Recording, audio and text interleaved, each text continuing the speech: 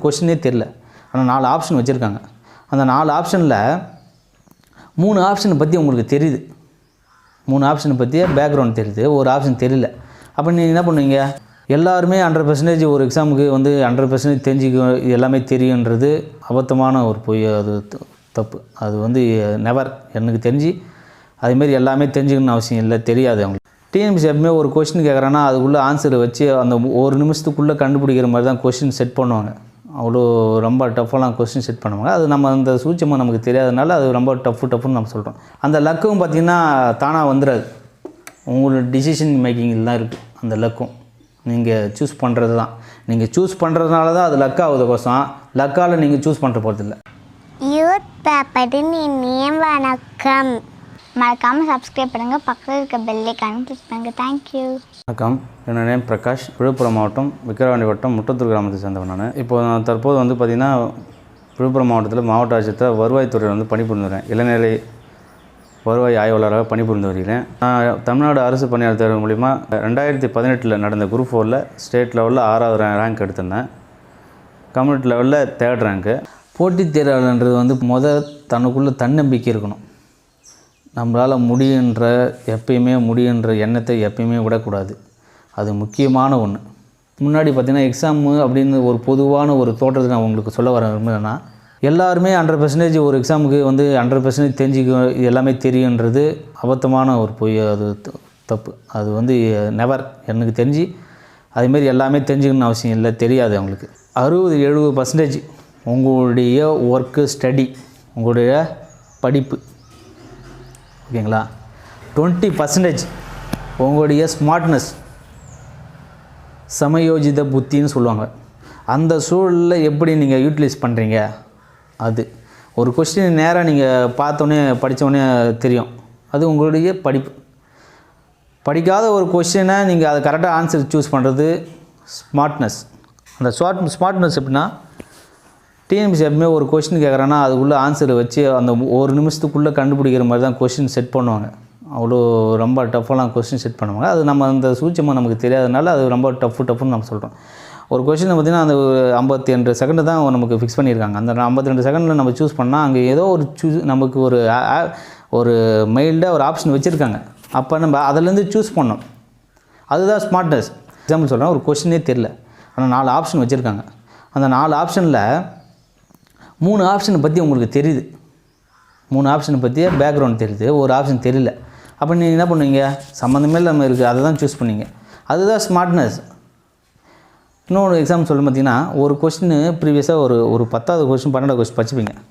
பின்னாடி பார்த்தீங்கன்னா ஒரு 80வது கொஸ்டினில் வரும். அதுக்கு ரிலேட்டடாக எப்பயுமே கொஸ்டின் தப்பாக கேட்க மாட்டாங்க. கொஸ்டின் எப்பயுமே தப்பாக கேட்கவே மாட்டாங்க. அப்போ கொஸ்டின் கரெக்டாக தான் கேட்பாங்க. அப்போ அந்த 2 கொஸ்டின் கம்பேர் பண்ணும்போது, தொடர்புடைய கொஸ்டினை கம்பேர் பண்ணும்போது உங்களுக்கு சரியான ஆன்சர் கிடைக்கும். அங்கே இப்படி சொல்லியிருக்காங்க, அப்போ ஆப்ஷன் மாற்றி வச்சுருக்காங்க, தப்பு அப்படின்னு உங்களுக்கு புலப்படும். அப்போ இதெல்லாம் வந்து நீங்கள் பொறுமையாக இருந்து அதெல்லாம் அனலைஸ் பண்ணணும். அதுதான் ஸ்மார்ட்னஸ். அப்போ அந்த ஸ்மார்ட்னஸ் 20% கண்டிப்பாக ஸ்மார்ட்னஸ் இல்லாமல் ஒரு வெற்றியாளர் வரவே முடியாது. அந்த நேரத்துக்கு நீங்கள் எடுக்கிற முடிவு, அதை பற்றி அனலைஸ் பண்ணுறது, இது தெரியல அப்படின்றதான் சூழ்ச்சிடக்கூடாது. அப்புறம் வந்து 10% லக்கு. என்னுடைய ஃபோக்கஸில் சொல்கிறேன் நான். ஒரு 70% படிச்சிட்டிங்களா, 20% ஸ்மார்ட்னஸ், ஒரு 10% லக்கு. அந்த லக்கும் பார்த்திங்கன்னா தானாக வந்துடாது, உங்களோட டிசிஷன் மேக்கிங்கில் தான் இருக்குது அந்த லக்கும். நீங்கள் சூஸ் பண்ணுறது தான். நீங்கள் சூஸ் பண்ணுறதுனால தான் அது லக்காகுது கோசம், லக்கால் நீங்கள் சூஸ் பண்ணுற போகிறதில்ல. அதனால் புரிஞ்சுக்கணும் நம்ம. அதனால் என்ன உங்களுக்கு சம்மந்தப்பட்டது தோணுதோ அது பண்ணணும். அது ஒரு தனி சைக்காலஜியான விஷயம், ஓகேங்களா? அது தனிப்பட்டது. கான்ஃபிடென்ட்டோடு நீங்கள் பண்ணணும். சூஸ் பண்ணுறது கூட போடலாமா பிஏ சுழிக்கலாமா அப்படிலாம் இருக்கக்கூடாது. இதான் ஆன்சர்னு அப்படின்னு சுழிக்கணும். அப்போ தான் அது கரெக்டாக இருக்கும். இல்லைனா அது தப்பாக தான் ஆகும். கான்ஃபிடென்ட் லெவலில் எப்பவுமே வந்து நீங்கள் வந்து இன்னொரு விஷயம் சொல்ல வரேன்னா, மூளைக்கு தான் நீங்கள் போட்டித் தேர்வில் ப்ரிஃபரன்ஸ் கொடுக்கணும். மைண்டுக்கு வந்து மனம் சார்ந்த விஷயத்துக்கு நீங்கள் ஃபோக்கஸ் பண்ணிங்க, நீங்கள் தோல்வி அடையுங்க. இது என்னுடைய அனுபவ வகையில் சொல்கிறேன் நான். மூளை என்ன சொல்லுதோ அதை நீங்கள் சொல்லணும். ஏன்னு கேட்டிங்கன்னா, மனசு வந்து பார்த்திங்கன்னா பதட்டம் அடையும், பயம் கொள்ளும். அதனால் பார்த்திங்கன்னா தவறான இது எடுக்கலாம் அதை எடுக்கலாம் அப்படின்னு பார்த்தீங்கன்னா இறக்கம். இப்போ ஒரு நிகழ்வு வந்தால் பயப்படும், இறக்கம் விடும் அப்படின்னு வரலாம். மனம் சார்ந்த இதுதான் விஷயம். ஆனால் மூளைன்றது வந்து பார்த்திங்கன்னா மூளைக்குள்ளே ஸ்டோர் நம்மளுடைய மெமரி அங்கே என்ன இருக்குன்றது தான் உள்ளே இருக்கிறது தான் சொல்லுமா கோசம், சும்மாலாம் சொல்லவே சொல்லாதுங்க. அப்போ நம்ம படித்தது அங்கே எங்கே ஸ்டோர் ஆகிருக்கு. அப்போ அது சொல்லுதுன்னா காரணத்தோடு தான் சொல்லும், காரணம்லாம் சொல்லவே சொல்லாது. அப்போ நீங்கள் மூளை சொல்கிறது தான் நீங்கள் கீப்பப் பண்ணணும், மனசு சொல்கிறது கீப்பப் பண்ணவே கூடாது. ஏன்னா இது என்னுடைய அனுபவம் எல்லாம் நான் சொல்கிறேன். நான் மூளை சொல்கிறது கேட்டதெல்லாம் கரெக்டாக பண்ணுவேன், மனசு சொல்கிறது தப்பாக போயிடும். அப்போ மூளை சொல்கிறதுனா இங்கே நம்ம படிச்சிருப்போம், ஒரு இடத்துல போய் சின்னதாக ஒரு ஸ்டோர் ஆகிருக்கும், அது வந்து வெளிக்கொண்டுறதுக்கு லேட் ஆகும். ஆனால் மூளை வந்து ஒரு பட்டன் மாதிரி நமக்கு சொல்லும், இதுதான் அப்படின்ற மாதிரி சொல்லும். நீங்கள் இன்னும் அதை உட்காந்து ஆராய்ச்சி பண்ணிங்கன்னா கரெக்டாக உங்களால் சொல்ல முடியும். ஆனால் அதுக்கான டைம் அங்கே நமக்கு கிடைக்காது. நீங்கள் ஒரு விஷயத்த பொறுமையாக நிதானம் அதிலே ட்ராவல் பண்ணால் கொஞ்சம் கொஞ்சமாக வெளியே வரும்.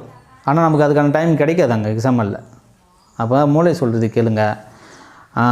அடுத்து பார்த்திங்கன்னா எக்ஸாமை வந்து ஃபோக்கஸ் பண்ணும்போது முன்னாடி இதுமாரி நான் சொன்ன மாதிரி இந்தமாரி ஒரு 4 எஃபெக்ட் தான்.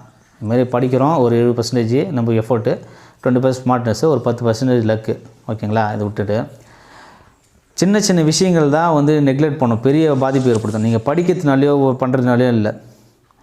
டைம் மேனேஜ்மெண்ட் முக்கியமான விஷயம். டைம் மேனேஜ்மெண்ட் இதை நம்ம தவறிட்டோன்னா கொஞ்சம் கஷ்டம். அதுமாதிரி சொன்ன மாதிரி இந்த மைண்டு ரெஸ்ட்டு இதெல்லாம் முக்கியமான விஷயம். நீங்கள் படிக்கிறது தான் அடுத்த விஷயங்க. இதெல்லாம் நீங்கள் கீப்பப் பண்ணால் ஆட்டோமேட்டிக்காக அந்த வெற்றி வாய்ப்பு நம்ம தேடி வரும். அதனால் ஏன்னா நான் அனுபவத்தில் ஒரு விஷயத்தை என்னோடய அனுபவத்தில் சொல்கிறேன். 2016 17 நான் என்ட்ரி ஒரு எக்ஸாம் அட்டன் பண்ண சொன்னேன் பார்த்தீங்களா? அதில் வந்து பார்த்திங்கன்னா நாளைக்கு எக்ஸாம் இன்றைக்கி பார்த்திங்கன்னா நான் எக்ஸ்ட்ரா ஃபுட்டு சாப்பிட்டேன். செரிமானம் ஆகாத ஃபுட்டை சாப்பிட்டு எனக்கு வந்து டிசென்ட்ரி ஆகிடுச்சு. டிசென்ட்ரி ஆனோடனே என்னால் பண்ண முடியல சரியாமல். அதேமாதிரி பார்த்திங்கன்னா இந்த ஹால் டிக்கெட்டை மிஸ் பண்ணிட்டேன். எக்ஸாம் போகும்போது பஸ் ஸ்டாண்டில் ஹால் டிக்கெட்டே மிஸ் பண்ணிட்டேன். ஒவ்வொரு முறையும் எனக்கு அந்த எக்ஸாமில் எல்லாமே எனக்கு சர்க்கிள் தான். டிசென்ட்ரி ஆச்சு, நிற்கலை. அடுத்து பார்த்திங்கன்னா ஹால் டிக்கெட் மிஸ் பண்ணிட்டேன். ஹால் டிக்கெட் பார்த்திங்கன்னா அது ஒரு ஃப்ரெண்டு அவங்க கடைக்காரர் எடுத்து வந்து வேகமாக கொடுத்துட்டு போனார், தெய்வ செயலாக போனேன். அப்புறம் டிசென்ட்ரி எக்ஸாம் ஹாலும் போய் டிசென்ட்ரி ஆச்சு, அப்பயும் பண்ணேன். இருந்தாலும் அது ஏதோ வெற்றி கொண்டு வந்துட்டேன். அப்போ இதுமாரி சூழலாம் நம்ம ஏற்படுத்தியே கூடாது. இதுமாரி அசாதாரண சூழலில் நம்ம ஏற்படுத்திக்கூடாது. அப்போ அதேமாதிரி பார்த்திங்கன்னா இதுக்கு சொல்ல வரேன்னா சின்ன சின்ன விஷயந்தான் நம்ம நினைக்க தோணும், ஆனால் பாதிப்பு பார்த்திங்கன்னா பெரிய அளவு நம்ம கொண்டு போய் சேர்க்கும்.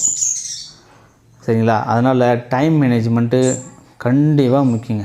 தயவுசெய்து சில பேர் பசியோடு படிப்பாங்கன்னு எனக்கு பிடிக்காத ஒரு விஷயம். அது பசியோடலாம் படிக்காதீங்க. மைண்டு ஃப்ரெஷ்ஷாக இருக்கணும், பிரிஸ்காக இருக்கணும் தான் படிக்கணும். நீங்கள் நல்லா சாப்பிட்டீங்கன்னா கொஞ்சம் சோர்வாகும், கொஞ்சம் ரெஃப்ரெஷ் பண்ணுங்கள், கொஞ்சம் 5 நிமிஷம் ரெஃப்ரெஷ் பண்ணுங்கள், திருப்பியும் படிங்க. அதை விட்டு பசி சோர்வோடு படிக்கணும். மூளை சோர்வே அடையக்கூடாதுங்க. மூளை சோர்வு அடைஞ்சால் நீங்கள் படிக்கிறதுலாம் வேஸ்ட்டுங்க. மூளை பிரிஸ்காக வச்சுக்கணும். அப்போ அந்த பிரிஸ்காக வரணும், ஆர்வம் இருக்கணும். ஆர்வம் வந்தால் அது மாதிரி அது ஆட்டோமேட்டிக்காக பிரிஸ்க் ஆகிடும். அதனால் பசியோடலாம் படிக்காதீங்க, நல்லா எனர்ஜிக்காக இருங்க. சோறு இருந்தால் தான் சித்திரம் வரைய முடியும், சும்மா அப்படியே வரைஞ்ச முடியாது. அதனால் நீங்கள் உடல் மனநிலையை நல்லா வச்சுக்கணும். அதேமாதிரி வேணால் உங்களுக்கு ஒரு தெரிய விஷயம் வந்து உங்களுக்கு கேட்குறாங்கன்னா ஷேர் பண்ணுங்கள். ஷேர் பண்ணுறதுனால நீங்கள் இன்னும் மெருகேற்றுறீங்க உங்களை. ஐயோ நம்ம சொல்லிவிட்டு அவன் பாஸ் ஆக மாட்டேன்னு, அது தவறான ஒரு முட்டாள்தனமான ஒரு விஷயம். அதெல்லாம் பண்ணாதீங்க. உங்களுக்கு தெரியத்தை சொல்லுங்கள். ஏன்னு கேளுங்க, ஒரு விஷயத்தை கேட்குறாங்கன்னா நீங்கள் தவறாக புரிஞ்சு வச்சுருப்பீங்க. அப்போ நீங்கள் சொல்லும்போது தான் தெரியும் அவங்க இல்லை இது தப்பு அப்படின்னு அவங்க சொல்லுவாங்க. நீங்கள் சொல்லாமே இருந்தீங்கன்னா, உங்கள் ஒரு குறுகிய மனப்பான்மை நீங்கள் சொல்லாமல் இருந்தீங்கன்னா கடைசி வரைக்கும் நீங்கள் தப்பாக தான் போயிருங்க. அது ஒரு முக்கியமான விஷயம். ஷேர் பண்ணுங்கள். அப்போ தான் வந்து நான் உங்களுக்குள்ளே இருக்கிற அந்த உண்மைத்தன்மையை வந்து வெளியே கொண்டு வர முடியும். நீங்கள் ஒருத்தர் சொல்கிறதுனால அவர் வந்து உங்களுக்கு முன்னாடி வந்து நின்ற மாட்டார். நின்றுட்டு ஒரு ஆள் தான் நிற்கிறாரு, எல்லாருமே நிற்கிறாங்க அப்படின்னு கிடையாது. அதனால் நீங்கள் ஷேர் பண்ணுங்கள், நிறைய விஷயத்தை ஷேர் பண்ணுங்கள், தெரிஞ்சுக்கங்க. உங்களுக்கு தெரியலன்னா கேளுங்க.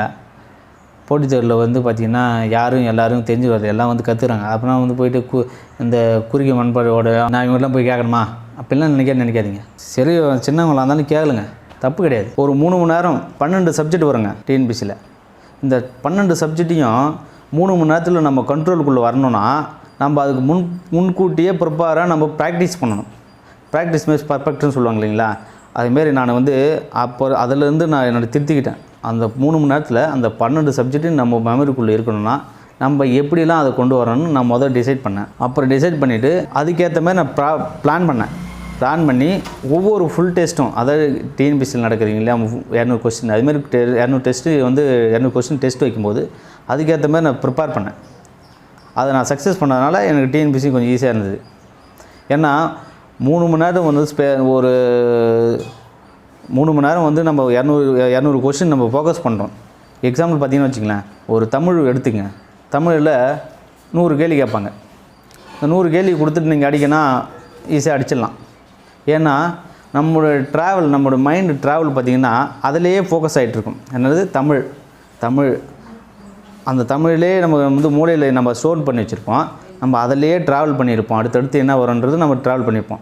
இதில் வந்து இதே பார்த்திங்கன்னா 200 கொஸ்டின் வைக்கும்போது இந்த தமிழை தவிர்த்து மீதி பொது அறிவில் 100 கேள்வி வைக்கும்போது ஒரு 5 கேள்வி சயின்ஸ் இருக்கும், அடுத்த கேள்வி 5 கேள்வி ஹிஸ்ட்ரி இருக்கும், அடுத்த கேள்வி பார்த்திங்கன்னா ஜியாகிரஃபி வரும், அப்புறம் மேக்ஸ் வரும். இப்படி மிங்கிள் பண்ணி வைப்பாங்க.